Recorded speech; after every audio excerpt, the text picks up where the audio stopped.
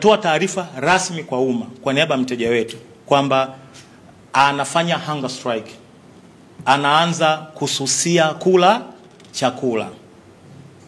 Sio kwa sababu nyingine, anataka haki itendeke. Kwa hiyo kwenda mbele, going forward, Antipas Tundu Lissu Mughwai kwa siku ambayo ataamua, pengine Jumatatu, pengine kesho, tutatoa taarifa fupi kuhusu siku hasa, lakini taarifa ni hiyo kwamba kwa hiyo atasusa kula chakula. Kitakachomtokea yuko tayari hata kula chakula mpaka pale ambapo ataona haki inatendeka. Antipas Tundu Lissu Mughwai ni wakili mkongwe. Sisi wengine ndio inspiration yetu. Yani wengine mojawapo ya majabali yaliyotufanya sisi tusome sheria na tuje tufanye sheria. Na sio sheria tu, sheria namna hii ambayo tunaifanya ni huyu mtu.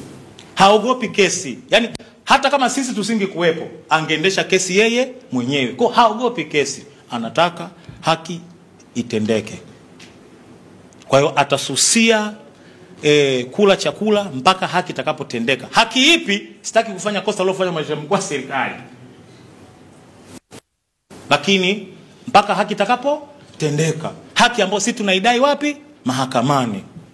Kwa hiyo umma tunaufahamisha kwamba Antipas Tundu Lissu Mughwai ataanza rasmi, kama hajaanza, kususia kula chakula. Mawakili wenzangu wote hapa ni mashahidi.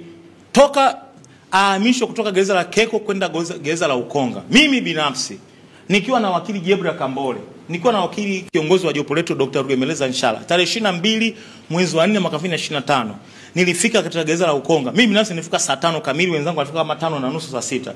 Tumekaa pale, tumewekwa sio waiting area, kwenye magari yetu. Mvua imenyesha, tukajifungia kwenye magari. Baada ya masaa kama 2-3 wakanifuata Kibatala, mafande kama 3. Kibatala ndo nani? Ndo mimi. Kuna jambo la kwenda kukuambia. Kufika kule ndo naambiwa kwamba sasa ninakwenda kuonana na Tundu Lissu. Kwa hata nafasi ya kuambia wenzangu kwamba jamani, mimi peke yangu ndo nimepewa nafasi, sikuwa nayo. Nikafika kule kwa kwenda kuongea na Tundu Lissu. Huko ndani akaletwa, amesindikizwa na askari magereza. Mimi yani tuko sehemu kama hii. Yani kama hapa kuna kameza kama hivi, na huko kuna kama kimeza, and then kuna nafasi kama hivi. Hapa juu kuna partition ya kioo.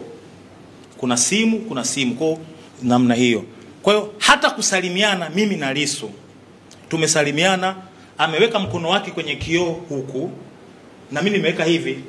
Yani ile kwamba ku show love na thank you for coming.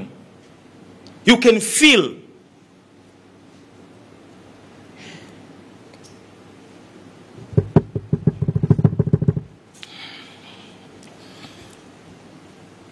Samande kama unaweza ukahisi ni namna gani kama mwanadamu. Yes, wewe ni wakili, ni professional, right? Lakini yani unaonana na mteja wako Tundu Lissu, yani mnasalimiana hivi kwenye kioo, mnawekeana hivi kwamba we are strong. Magereza, maaskari magereza wamekaa hapo, anamlinda Lissu hapo.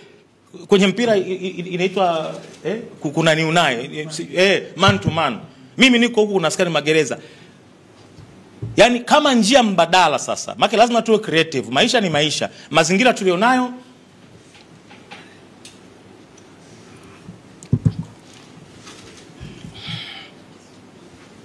ndio hayo.